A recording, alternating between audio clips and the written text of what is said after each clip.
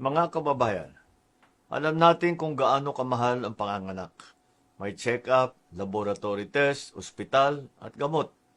Kapag kinulang ang pera, napipilitan tayo maghintay o magtipid. Dito nagsisimula ang panganib. Maraming ina ang nanganganak na walang doktor. Hindi dahil ayaw nila ng tamang pang-alaga, kung hindi dahil hindi nila kaya ang panggastos. Ito ang nais nating baguhin.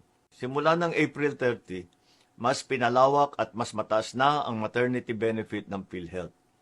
Para sa normal na delivery sa ospital, mula 9,750 pesos, magiging 29,000 pesos na ang sasagutin.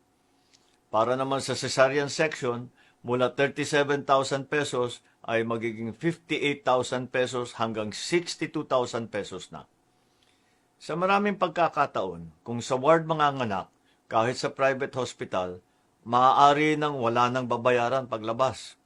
Pinalawak din ang prenatal care. Mula 4 na check-up, magiging 8 na ang sasagutin ng PhilHealth.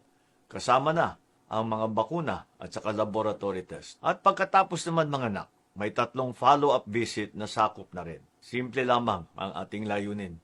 Nais natin matiyak na ang bawat ina ay makakapagpanganak ng ligtas at hindi nag-aalala kung saan kukuha ng pambayad. Nais natin na walang buhay ang malalagay sa panganib dahil lamang sa kakulangan ng pera. Maraming salamat po.